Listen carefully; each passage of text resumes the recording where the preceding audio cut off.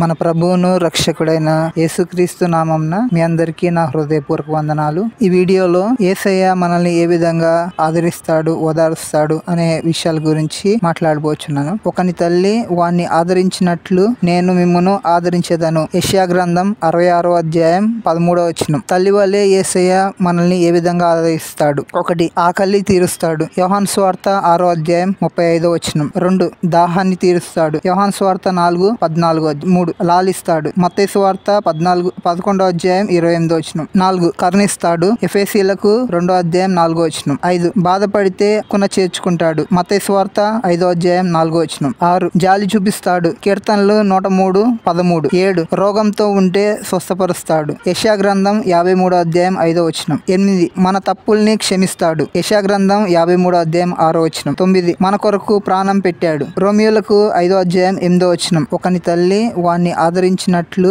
నేను మిమ్మును ఆదరించేదను. యెషయా గ్రంథం 66వ అధ్యాయం 13వ వచనం. ఒకని తల్లి వాణ్ణి ఆదరించినట్లు నేను మిమ్మును ఆదరించేదను. యెరూషలేములోనే మీరు ఆదరింపబడెదరు. తల్లి వలె యేసయ్య మనల్ని ఏ విధంగా ఆదరిస్తాడు? 1. ఆకలి తీరుస్తాడు. యోహాను సువార్త 6వ అధ్యాయం 35వ వచనం. అందుకు యేసు వారితో ఇట్లా నేను జీవాహారమును నేనే, నా యొద్దకు వచ్చేవాడు ఏమాత్రమును ఆకలిగొనడు. 2. దాహాన్ని తీరుస్తాడు. యోహాను సువార్త 4:14.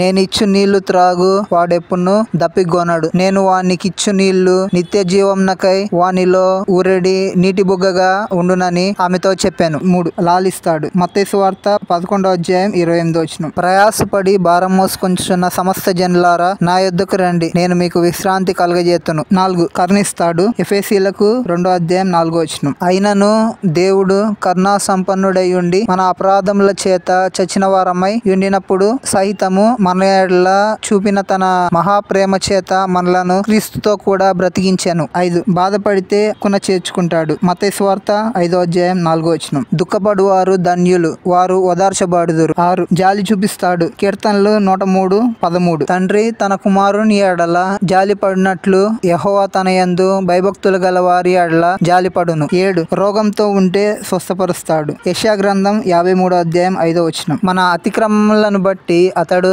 గాయపరచబడెను, మన దోషములను బట్టి నలగొట్టబడెను, మన సమానార్థమైన శిక్ష అతని మీద పడెను, అతడు పొందిన దెబ్బల చేత మనకు స్వస్థత కలుగుచున్నది. 8. మన తప్పుల్ని క్షమిస్తాడు. యెషయా గ్రంథం 53వ అధ్యాయం 6వ వచనం. మనమందరము గొర్రెల వలె త్రోవ తప్పిపోతిమి, మనలో ప్రతివాడును తనకిష్టమైన త్రోవకు తొలగాను, యెహోవా మనందరి దోషమును అతని మీద మోపెను. 9. మన కొరకు ప్రాణం పెట్టాడు. రోమియోలకు 5వ అధ్యాయం 8వ వచనం. అయితే దేవుడు మన ఎడల తన ప్రేమను వెల్లడిపరుచున్నాడు. ఎట్లనగా మనం ఇంకనూ పాపులమై ఉండగా క్రీస్తు మన కొరకు చనిపోయాను. నిజమైన క్రైస్తవుడు ఎల్లప్పుడూ ఆదరింపబడతాడు. దేవుడు మిమ్మల్ని దీవించునుగాక.